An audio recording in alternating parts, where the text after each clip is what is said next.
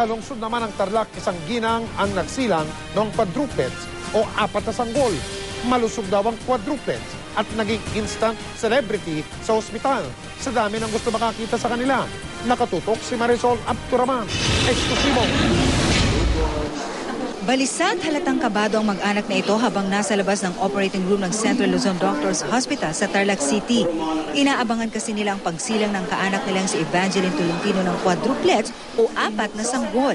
Ang ina ni Evangeline na parosaryo habang hinihintay ang paglabas ng kanyang kauna-unahang mga apo. Kinakabahan, no?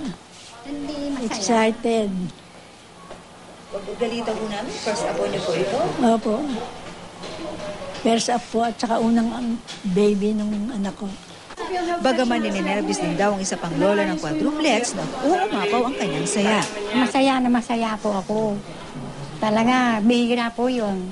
Maya-maya pa. Unang lumabas po yung baby boy, then baby girl, then another baby girl, then last yung another baby boy. Apat po sila. Kaya tila nabunutan ng tinik ang mag-anak. 1:47 ng hapon kanina nang lumabas ang unang baby at sa pagitan ng 1 minuto, sumunod ang 3 pa. Usually, masela niya dahil pwedeng may mga komplikasyon kagaya ng pwedeng tumaas ang presyon, pwede siya magdugo. 3 suhi, isa lang ang nauuna yung ulo. Puro suhi sila. Agad ipinarating sa ama ng quadruplets na nasa Riyadh ang good news. Lalo't matagal na panahon daw itong hinihintay na mag-asawa. Yun po, yung mga babies, pinihintay namin, ipapakita na lang dito niyan yung 4. So, 2 boys, 2 girls po yun. Ha?